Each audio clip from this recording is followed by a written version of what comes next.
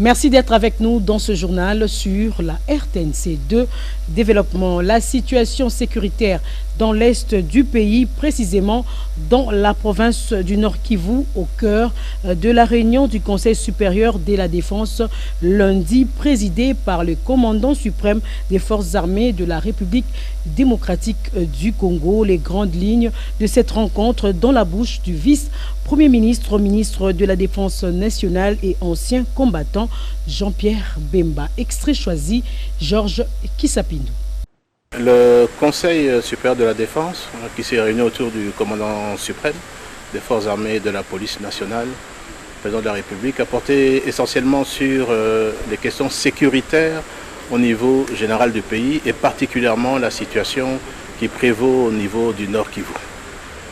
Là-dessus, un tour d'horizon a eu lieu sur les questions spécifiques militaires et opérationnelles qui se déroulent sur le théâtre des opérations au niveau de l'ensemble du Nord Kivu. Sur ce, le Conseil supérieur de la défense, après avoir entendu toutes les parties et tous les commandants qui sont autour de moi aujourd'hui, a pu d'abord lancer un message au niveau de la population que tout est mis en œuvre pour que la ville de Goma ne puisse pas tomber.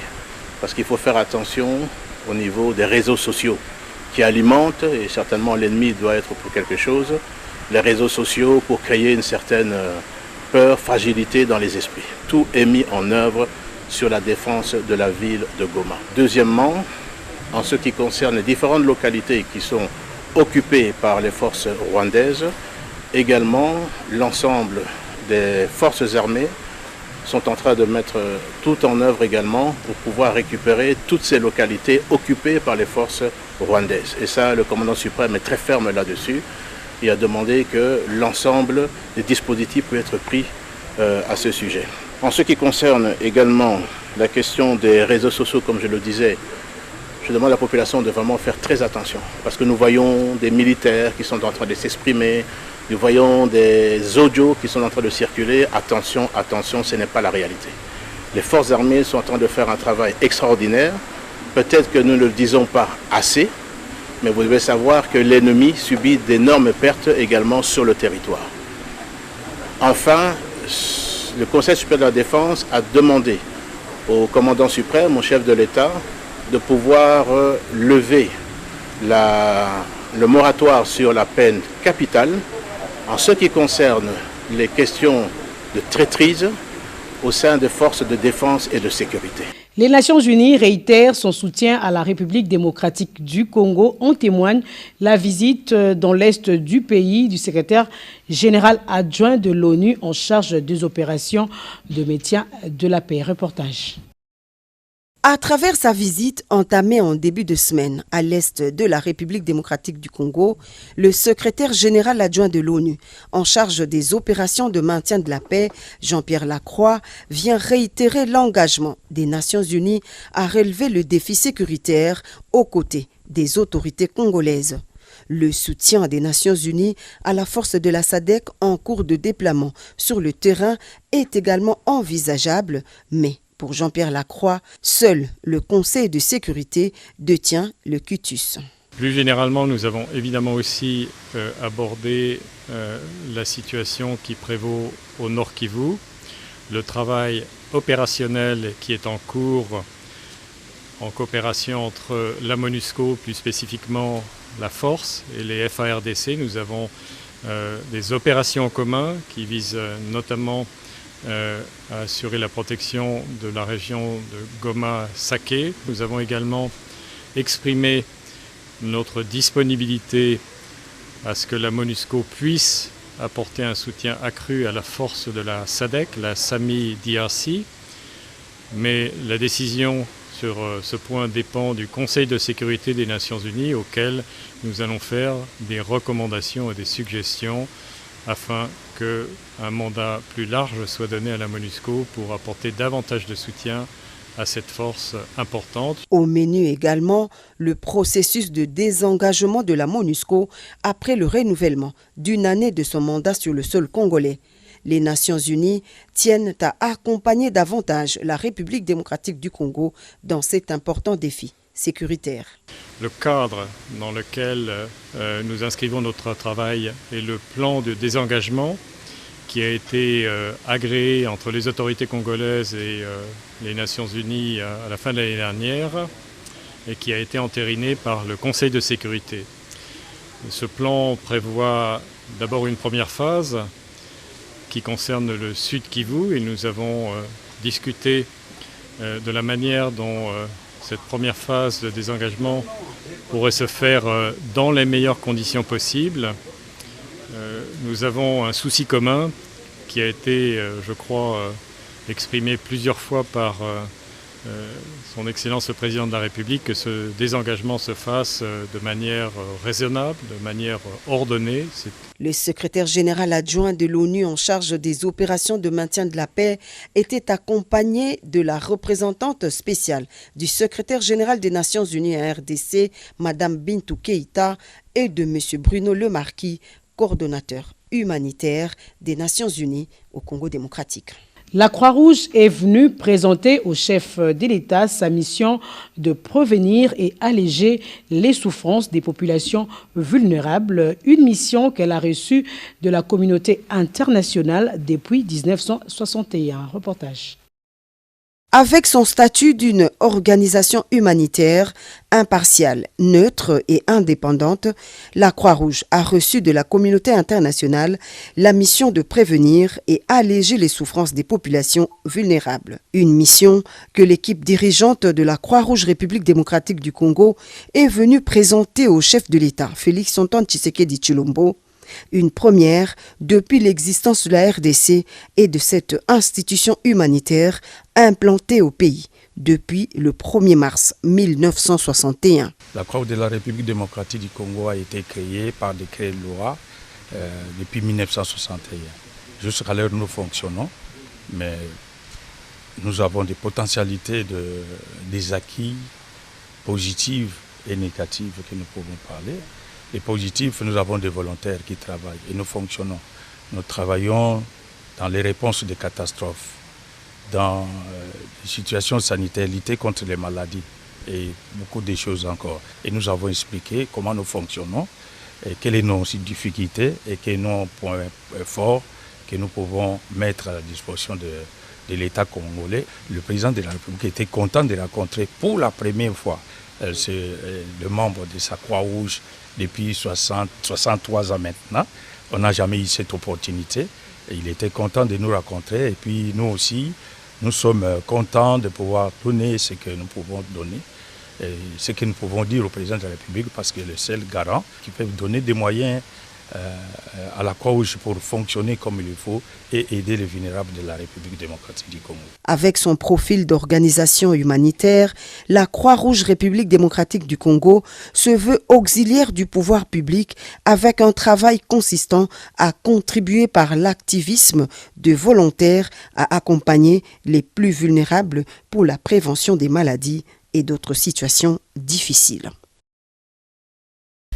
La situation sécuritaire dans l'est du pays, on en parle encore, d'intenses combats entre les FARDC et les terroristes du M23 sur la route nationale numéro 2, Sake-Minova, également autour de Chacha. Les FARDC sont déterminés à relever le défi, a indiqué le porte-parole de FARDC, le général-major Sylvain Ekenge, au cours du briefing presse spécial co-animé avec le porte-parole du gouvernement, Patrick Mouyaya. C'est un reportage de Fallon Mubungu.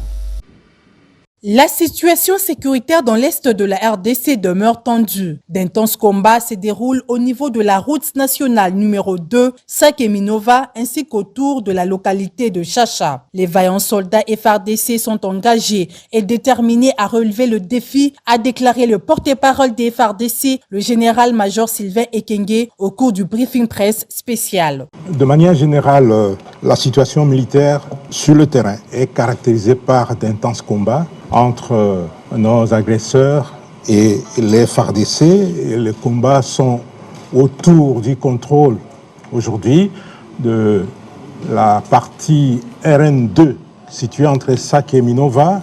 Et nous contrôlons d'autres points comme Kiroche et les combats sont en cours autour des Chacha. Pour les FARDC, elles sont engagées avec beaucoup de détermination puisque c'est une question existentielle. Et là, on n'en déroge pas. Je voudrais vous dire aussi que tout est mis en œuvre pour que ce grand défi soit relevé. Le commandant suprême et le gouvernement de la République n'ont pas lésiné sur les moyens. Vous avez vu comment on a recruté les hommes, comment on les forme, on les entraîne. Et petit à petit, l'armée a pris des ailes, a commencé à monter en puissance.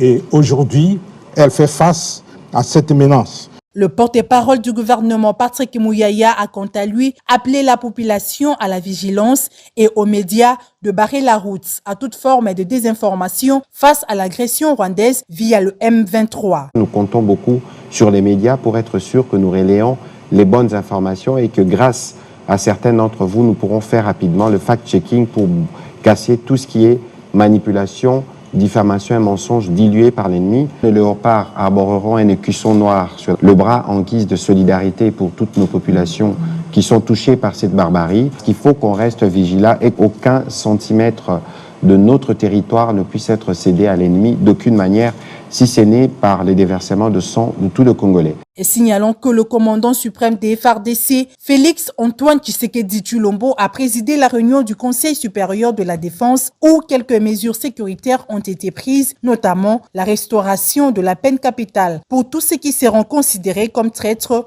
au sein de l'armée congolaise.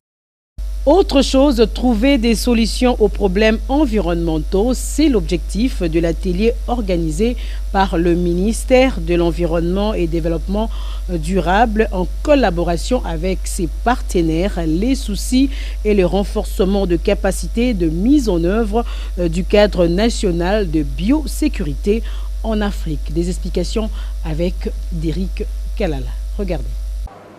Le ministère de l'Environnement et Développement durable, dans son projet d'action CNBF, projet de renforcement des capacités de mise en œuvre du cadre national de la biosécurité en Afrique australe, précisément dans les 3 pays, en citant la RDC, Namibie et le Madagascar. Ce projet de loi a été discuté dans la salle de conférence du ministère de l'Environnement située dans la commune de La Gombe en présence de plusieurs partenaires du secteur. En effet, ce cadre national a été produit depuis 2007. Faute de moyens, ce projet a été transmis au Parlement pour examen et adoption vu l'urgence qui s'impose sur les développements dans le secteur de l'environnement. L'importance de ce projet, c'est la mise en œuvre du cadre national de biosécurité de la RDC. Nous avons foi que ça va aboutir. On est entouré par 9 pays frontaliers. Et parmi ces 9 pays, certains sont déjà avancés en matière des organismes génétiquement modifiés. Avec l'état de nos frontières africaines qui sont poreuses, certainement il y a beaucoup d'organismes génétiquement modifiés qui entrent dans notre pays sans qu'on les contrôle. C'est pourquoi il faut avoir une loi. Quand on a la loi va encadrer tous les mouvements d'entrée et de sortie, que ce soit des organismes génétiquement modifiés ou les autres organes. Nous sommes là pour mettre sur pied un document qui ramène tout ceci dans un seul document au niveau du pays et puis que nous allons intégrer ensemble avec les autres pays. Mais bien sûr, là, il y a des particularités pour chaque pays. Il y a des choses qui sont communes aussi. C'est ainsi que nos visiteurs ont parlé de la contextualisation. Et après, nous allons cheminer maintenant vers un projet régional. Plusieurs recommandations ont été formulées lors de cette séance de travail. Question d'actualiser et de mettre en jour ces projets qui est d'une importance capitale pour le développement dans le secteur de l'environnement en RDC, un pays solution au cœur de l'Afrique. Retraite de l'assistance technique de partenaires de l'Alliance Gavi en République démocratique du Congo en collaboration avec le MSP était hier mardi au fleuve Congo Hôtel avec comme objectif faciliter une compréhension commune des attentes de partenaires de Gavi en matière d'engagement et de collaboration nécessaires pour obtenir de résultats et des performances de haute qualité. Reportage Nathalie Moussoungo. Pendant 2 jours, ces panélistes vont tabler et discuter sur l'assistance technique en matière de vaccination et réfléchir sur la manière dont Gavi soutiennent la République démocratique du Congo dans l'amélioration dans son programme de vaccination et faciliter une compréhension commune des attentes des partenaires des Gavi en matière d'engagement, des collaborations nécessaires pour obtenir des performances de haute qualité de l'assistance technique. À en croire les représentants des Gavi en République démocratique du Congo, chacun des partenaires dispose d'un avantage concurrentiel pour aider le pays à mettre en œuvre leur programme de vaccination. La République démocratique du Congo, malgré des investissements très importants de Gavi, de l'ordre de 1,8 milliard de dollars depuis la création de Gavi jusqu'à fin 2023, et sans compter l'appui d'autres donateurs, a connu des succès mitigés et ne s'est pas totalement relevé de l'épidémie de Covid-19, avec une couverture nationale en 2021 qui a chuté de 9 points par rapport à la période pré-Covid et qui n'a pas encore, en 2022, rattrapé la couverture de 2020. Du côté de l'OMS, le docteur Boureima Amasambo, représentant pays OMS, qui a parlé aussi au nom de l'UNICEF, des progrès importants ont été accomplis dans les domaines de la vaccination ces dernières années en République démocratique du Congo. Quand bien même ces avancées ont été freinées par la Covid-19. Des progrès importants ont été accomplis dans le domaine de la vaccination ces dernières années en République démocratique du Congo. La couverture vaccinale en Penta 3 est passée de 48% en 2016 à 61% en 2022, d'après les enquêtes de couverture vaccinale. Le secrétaire général du ministère de la Santé publique, Dr Sylvain Youma Ramazani, a remercié et lancé à cette occasion l'ouverture officielle de la plénière sur l'assistance technique en matière de vaccination. Le système de vaccination d'un pays donne l'image du système de santé de ce pays-là. Donc je crois que la question de l'assistance technique reste une question essentielle. Cette retraite arrive à point nommé parce que, comme vous le savez, nous sommes en train de finaliser notre notre de développement sanitaire, le PNDES 2024-2030. Pour rappel, cette retraite rassemble un total de 60 participants représentant diverses organisations. Chacun des partenaires joue un rôle important et doit rendre des comptes au gouvernement de la République démocratique du Congo.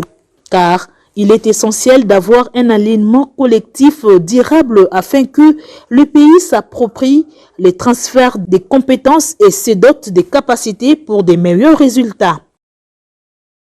Les experts de l'Union africaine se sont réunis du 6 au 7 février 2024 à l'hôtel Sultani à Gombe pour la tenue de la 3e consultation pour le développement d'une politique continentale sur l'éducation artistique. Reportage Georges Kissapindou et Florie Kandi.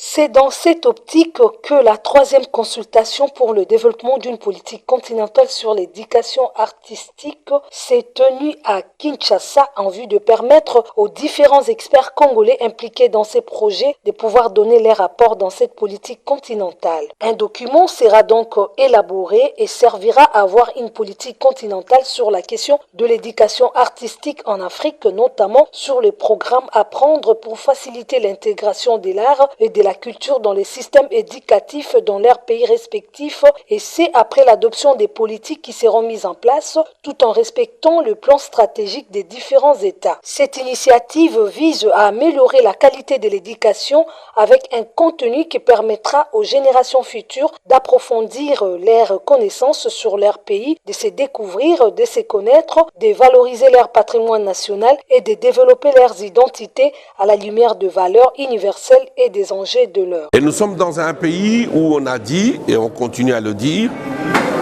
le peuple d'abord. Quand on dit le peuple d'abord, on dit la culture d'abord.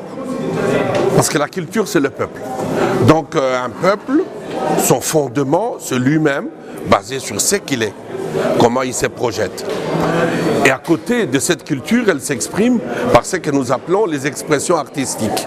Les expressions artistiques, il y en a une dizaine dans le monde. C'est la littérature, la musique, le cinéma, la danse et les autres. Hein?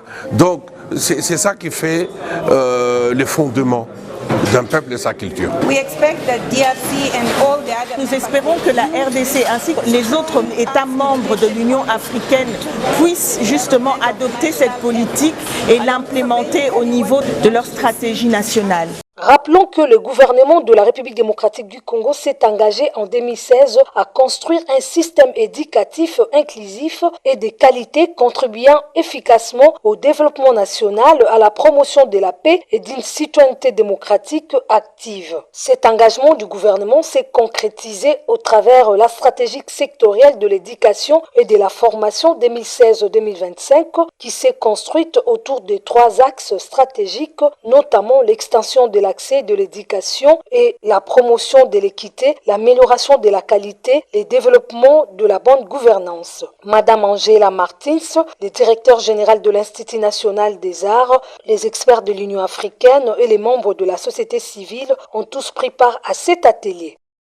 Soutenir la vision du chef de l'État, Félix Antoine Tshisekedi Tshilombo, c'est l'essentiel de la lettre ouverte adressée au président de la République par la Synergie pour le Congo, un groupe de jeunes dynamiques qui œuvrent pour la promotion de la jeunesse. Le contenu de cette lettre était décortiqué ce mercredi 7 février 2024 à l'UNIKIN. Nathalie Moussoungou pour plus de détails.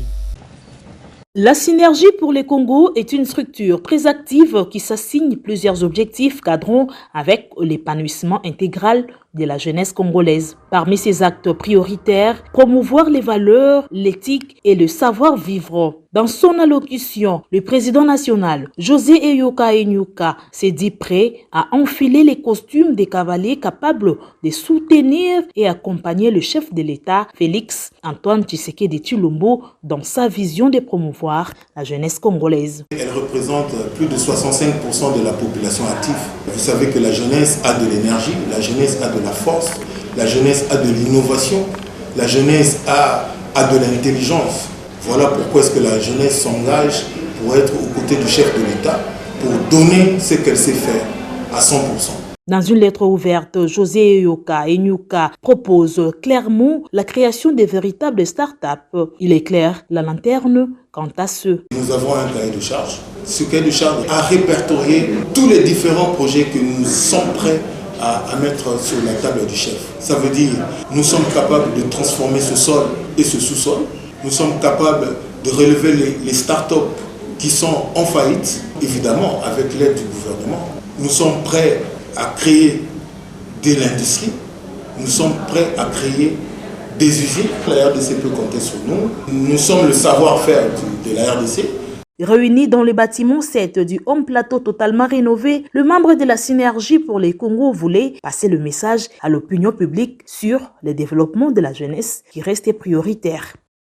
7 jours après le lancement de travaux de réhabilitation du rond-point Gambela, nos reporters ont fait une visite éclair, question de constater l'évolution des travaux sur le terrain qui vont bon train selon les agents rencontrés dans le chantier. Reportage Raphaël Kibambe et Olivier Matota. Sur place, l'on constate que la clôture du rond-point Gambela avec le béton au niveau de la bordure vient de se terminer. L'heure est à l'embellissement avec la pose de la pelouse par les agents de General Construct sur les plates-bandes qui constituent le rond-point, ainsi que le traçage des allées en attendant le bétonnage qui serviront de passage pour la population. Rappelons que ces travaux s'exécutent sous l'initiative du vice-gouverneur Jekoko Mulumba pour l'intérêt général de Kinoa. Il a juré pour la transformation et l'embellissement des places publiques qui jadis étaient délaissées, considérées comme des dépotoirs ou lieux de retrouvailles des délinquants. L'un des agents trouvés sur place explique les difficultés rencontrées. Dans la technique de la plantation de la pelouse, l'eau est très indispensable.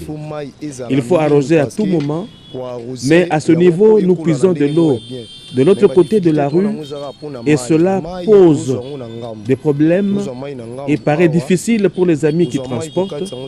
Le corps se fatigue et il en a mal partout. Voilà pourquoi nous demandons au bourgmestre de Kassavubu de nous trouver une place où l'on peut commencer à puiser facilement pour éviter les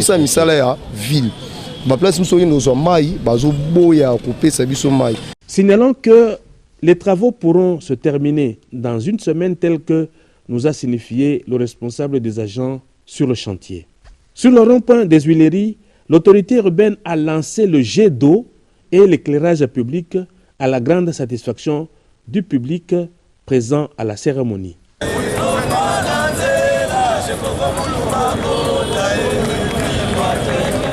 SOS, les usagers de l'avenue 24 novembre, tronçon compris entre Bambolé et Petit Pont, ne savent plus à quel sens s'évouer. Ces tronçons se trouvent actuellement dans un état de délabrement très avancé et devient quasi impraticable. Nos reporters sont descendus sur le terrain pour le constat. Suivez.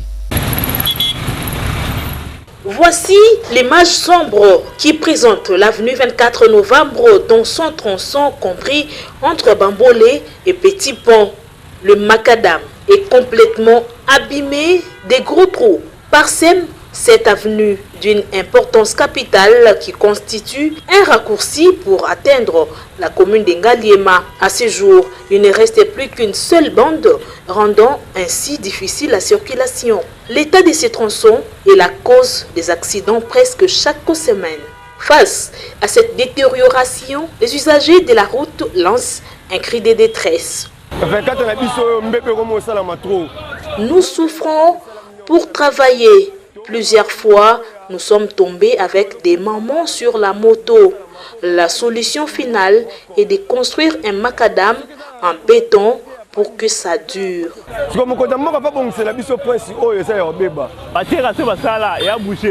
La cause de cette dégradation de la route, c'est les eaux de pluie, puisque tous les caniveaux sont bouchés.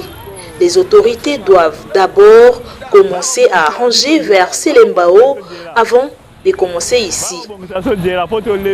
Cette dégradation est due à la présence des eaux stagnantes sur le macadam. Ces eaux, pour la plupart des pluies sur la route, n'arrivent pas à couler dans les caniveaux qui sont bouchés. Les usagers attendent impatiemment la réhabilitation de cette avenue.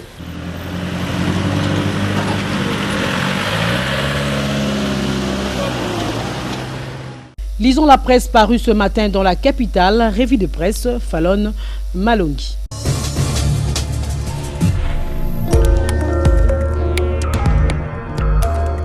Combat dans l'Est et récupérer les territoires occupés. Question existentielle pour l'armée nationale. Porte-parole militaire. Pour le bulletin, des combats sont en cours autour de la localité des Chacha et du contrôle de la route nationale numéro 2. Saké au nord Kivu et Minova au sud Kivu dans l'est de la République. La violence de combat démontre la détermination de l'armée pour mettre hors d'état de nuire l'ennemi et récupérer les territoires occupés. Pour le FARDC, c'est une question existentielle, a déclaré le général Ekenge, porte-parole militaire, lors du briefing presse. Les léopards en croisade pour la paix dans l'est de la RDC. Fermons le bulletin et faisons un œil dans le forum des As qui signale combat contre la coalition M23 RDF dans l'est du pays. Le général-major Sylvain Ekenge, les FARDC sont condamnés à réussir. La conférence sur la coalition extérieure, Alexis Sandbov, il est temps de rompre avec le système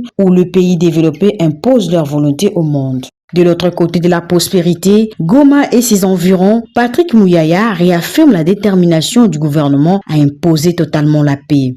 Et la référence plus relate la peine capitale, une option préconisée pour mettre fin à la guerre en RDC. La levée de la suspension du moratoire souhaitée, cette demande du Conseil supérieur de la défense au chef de l'État de pouvoir lever le moratoire sur la peine capitale est à encourager car l'application de cette mesure contre les traîtres au sein des forces de défense et de sécurité permettra de dissuader tout ce qui s'évertue à mettre en mal les efforts des des FARDC. Il est plus que temps de séparer le vrai et de livrer par un châtiment exemplaire pour remettre de l'ordre. Même l'éventuel infiltré réfléchiront par 1000 fois avant de tenter l'aventure funeste. La justice transitionnelle n'en étant refusée par les puissances de ce monde, les souhaits de bon nombre de Congolais appellent à cette mesure car trop c'est trop. Et voilà tout pour ce jour, mesdames et messieurs. Merci de nous avoir suivis. À très bientôt.